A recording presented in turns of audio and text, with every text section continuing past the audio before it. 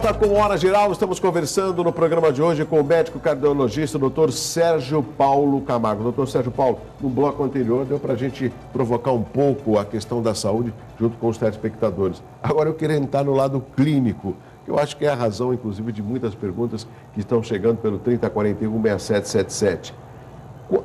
A gente falou de campanhas, algumas campanhas que são ministradas durante o ano, Outubro Azul, o Novembro Azul, Outubro Rosa. E com relação à hipertensão, o senhor acha que deveria ter um trabalho contínuo das secretarias para que houvesse uma aferição da pressão por parte, junto à população, melhor? Sem dúvida. Para que se tenha uma ideia da importância que se reveste o controle da pressão arterial, se nós simplesmente adotarmos o controle da pressão arterial como objeto primeiro da nossa atuação, nós reduziríamos, Douglas, as internações no Sistema Único de Saúde em cerca de 50% a 60%. 50% a 60% dos pacientes que hoje ingressarão em caráter de emergência em todos os hospitais do nosso Brasil terão como hipertensão como fator de fundo e causador da evolução da sua doença. Ou seja, e é um elemento extremamente simples, onde nós contamos com os recursos. Hoje, os medicamentos são dados gratuitamente pela rede privada, inclusive, né? E que é simplesmente feito através da aferição de um aparelho extremamente barato, né? E que pode ser feito em qualquer lugar. Ou seja, o controle da pressão arterial, né? O controle da hipertensão é e deve ser alvo primeiro em termos de saúde pública na questão da redução de evento cardiovascular. Doutor Sérgio Paulo, para que o telespectador possa entender, que tipo de indício os profissionais da área da saúde, os cardiologistas, têm quando a pressão ela se apresenta alterada? O primeiro aspecto, Douglas, é que a hipertensão, como já dito, é uma condição silenciosa. Não há como você, telespectador, saber se é portador ou não de uma hipertensão, a não ser fazendo a aferição dessa pressão. Agora, alguns cuidados que nós recomendamos, né? Essa aferição deve ser aferida em aparelho calibrado, homologado pelo Inmetro, com repouso por 15 minutos, em ambiente calmo, com a bexiga vazia e sem sintomas. É muito frequente, Douglas, nós sermos procurados por pacientes. Eu tive uma dor de cabeça e procurei um pronto-socorro e encontrei a minha pressão alta. É a mesma coisa que o senhor telespectador fazer a aferição da sua pressão diante de uma dor de dente. O senhor vai ter a sua pressão alta. Ou seja, então, primeiro aspecto, a emergência hipertensiva, isso é uma condição raríssima. A hipertensão é uma doença que pode lhe acarretar problemas em termos de sua saúde ao longo do tempo. Ou seja, somente a manutenção dela elevada e sem controle e que vai resultar em algum dano potencial, né? A hipertensão essencial, né, que o Felipe Soares faz essa pergunta. Isso, acabou de fazer. Acabou de fazer. A hipertensão essencial, Felipe, é um termo que nós utilizamos em medicina quando nós não sabemos a origem.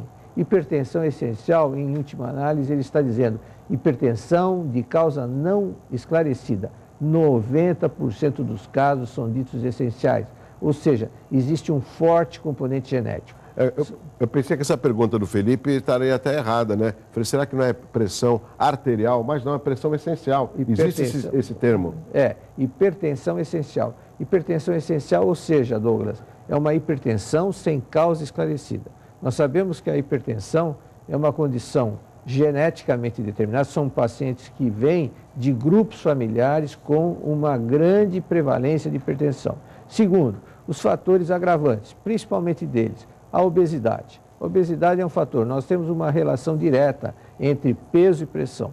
Nós aumentamos o peso, a nossa pressão se eleva e a recíproca é verdadeira. Na medida que nós reduzirmos o peso, nós reduzimos a pressão arterial. Segundo, a ingesta excessiva de sal. Aí a falta aí a inatividade física, né? São esses aspectos, Felipe, que você deverá ter em mente. Obrigado, Felipe Soares da Ponta da Praia, participando pelo 3041-6777. Tem mais perguntas, eu já vou passá-las. Mas o doutor Sérgio Paulo tem um outro aspecto. As pessoas, às vezes, quando chegam no consultório, elas também ficam um pouco apreensivas. E isso também acaba se refletindo na pressão arterial, né? Sem dúvida nenhuma. Acontece isso? Sim, é o chamado, nós chamamos de hipertensão de consultório, ou famoso a hipertensão do jaleco branco. Né? Hipertensão. É incrível, Douglas, que até colegas médicos, quando me procuram, têm hipertensão de jaleco branco, ou seja, a pressão deles se eleva. Exato. Então, o fator emocional é um fator que deve ter em mente a questão daquele valor. Então, primeiro, telespectador, o achado de uma medida da pressão arterial, nós não diagnosticamos hipertensão arterial por uma única simples medida. É muito frequente nós vemos, às vezes, em shopping, em condições não ideais, sendo aferidas pressões. Tá certo, é uma condição até que vale, mas muitas vezes nós podemos encontrar um valor de 20/10, uma pessoa que está lá agitada, etc. Aquele valor não indica que ele seja um hipertenso. Não, ele deve servir aquilo para procurar o seu médico e falar, olha, um dia eu estava no shopping e mediu minha pressão com 20/10, o que o senhor acha disso? Muitas vezes eu vejo essas campanhas, assim, sendo o paciente encaminhado ao pronto-socorro para medida de redução da pressão. Segundo aspecto, a redução abrupta da pressão pode ser um fato extremamente deletério. Não deve ser feito redução abrupta de pressão. Esse que fica para que não haja um afluxo, e muitas vezes nós vemos o pronto-socorro sendo sobrecarregado por condições não necessárias, por pacientes que acharam a pressão arterial, pelo que você falou, teve uma discussão em casa, teve a sua pressão... Brigou no trânsito. Foi resolver a pressão e foi para o pronto-socorro. Não há necessidade disso. Quer dizer, a hipertensão é um elemento importante em termos de saúde pública e de prevenção cardiovascular, mas vista a médio prazo e nível ambulatorial. Por exemplo, a Regina Célia faz a seguinte pergunta, né? Qual a maior causadora da hipertensão? O que causa mais a hipertensão? Como nós respondemos da primeira vez. O primeiro fator é o genético. 90% são pacientes que provêm de uma família onde a prevalência da pressão é muito alta. Segundo, a raça negra também é um grupamento étnico que tem a incidência de hipertensão é muito alta, né? Então, nós temos primeiro os grupos étnicos e o valor de outros fatores relacionados ao estilo de vida. Como nós citamos, entre eles o hábito de ingesta excessiva de sal e o excesso de peso é outro fator. Além da idade, o idoso normalmente tem um aumento progressivo da sua pressão arterial. O Vanderlei faz uma pergunta dizendo que quem toma muito tempo remédio para hipertensão destonifica os músculos. Tem alguma relação ou não? Não procede. Hoje já vai muito longe o tempo de nós termos medicamentos para controle da pressão que apresentassem graves e sérios efeitos colaterais. Hoje os medicamentos são muito seguros e você fique tranquilo que o seu cardiologista, o seu clínico tem condições de estabelecer um medicamento que seja muito bom e sem efeito colateral nenhum. O André Vasconcelos do Embaré faz a seguinte pergunta: se dor no braço aqui esquerdo é sinal de infarto, de algum problema do coração, tem alguma relação nesse caso? Douglas, a dor de infarto é uma dor, ela pode ter uma localização a mais diversa possível, ela é, em geral, ela é relatada como uma sensação de opressão, né, em caráter constritivo, existe junto fatores associados como sensação de sudorese intensa, palidez, náusea, vômito, uma dor localizada, em geral, não deve ser por si só pensado em infarto, mas como todo sintoma, quando presente e prolongado, deverá ser avaliado por médico. Porque às vezes também as pessoas acabam recorrendo ao Dr. Google, né? E aí acabam encucando. Nossa, com uma dor aqui, acho que eu vou ter infarto. Às vezes a pessoa pode até ter dormido de mau jeito, ou algo parecido, o que não significa tanta preocupação assim. Sem dúvida. O importante nós temos sempre a noção de que se nós atuarmos com bom senso, né, a chance de nós acertarmos é muito alta, né? Doutor Sérgio Paulo, um outro aspecto também importante na cardiologia, nós estamos no verão, né? Ou seja, altas temperaturas, as pessoas se preocupam em ficar com o corpo em forma, ficam muito tempo às vezes na academia sem passar por um médico, né? E lógico, no meu entendimento, quando você faz um exercício físico em excesso, eu acho que não são só as dores musculares, mas principalmente o coração que acaba trabalhando mais pelo excesso de exercício, né? Tem alguma relação também, essa preocupação de ficar horas na academia e de forçar o bombeamento do sangue através do coração? Voltamos ao que nós falamos. Se nós atuarmos com bom senso, a chance de nós acertarmos é muito grande.